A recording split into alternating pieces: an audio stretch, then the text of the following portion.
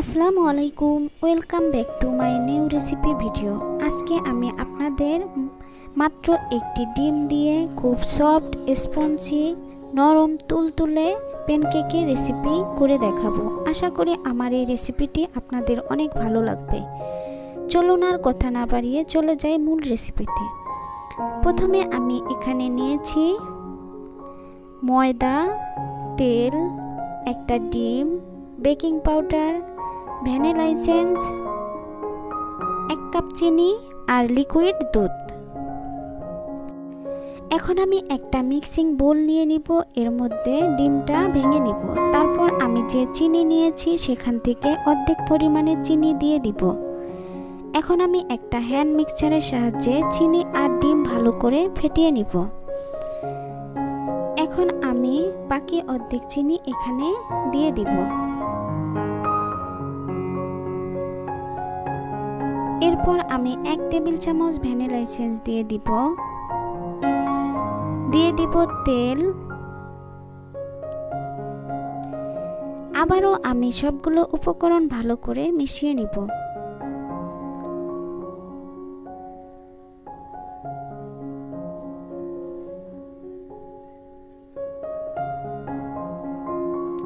এখন আমি এখানে অ্যাড করে দিব বেকিং পাউডার 1 টেবিল চামচ, অল্প পরিমাণের লবণ। আর হ্যাঁ বন্ধুরা, আপনারা যদি মিষ্টি জাতীয় খাবারের সাথে লবণ পছন্দ করেন তাহলে এটা অবশ্যই দিয়ে নেবেন। অল্প পরিমাণে দুধ দিয়ে আমি ভালো করে মিশিয়ে নিলাম। এখন আমি যে ময়দাগুলো নিয়েছিলাম সেখান থেকে অর্ধেক পরিমাণের ময়দা দিয়ে নিব। আর হ্যাঁ বন্ধুরা, আপনারা অবশ্যই চেষ্টা করবেন শুকনো উপকরণগুলো চেলে নিতে।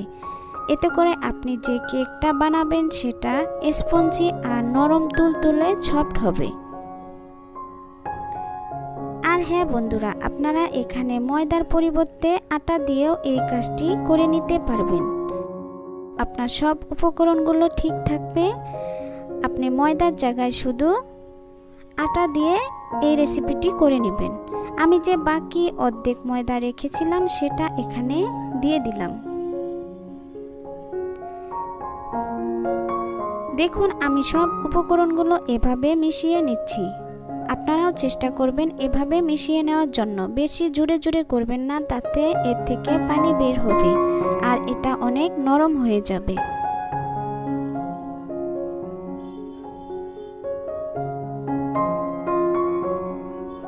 আর হ্যাঁ বন্ধুরা, দেখুন আমি যে ব্যাটারটা রেডি করে নিয়েছি সেটা এরকম হয়েছে। বেশি ঘনও না আর বেশি পাতলাও না। আপনারা অবশ্যই চেষ্টা করবেন এভাবে করে নিতে।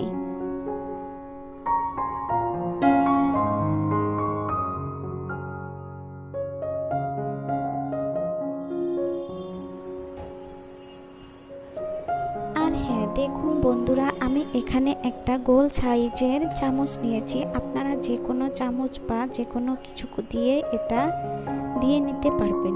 চুলায় আমি একটা টপার বসিয়ে এখানে আমি এতটুকু বড় করে ব্যাটারটা দিয়ে নিলাম। আপনারা চাইলে এর চেয়ে বড় বা ছোট করেও নিতে পারেন।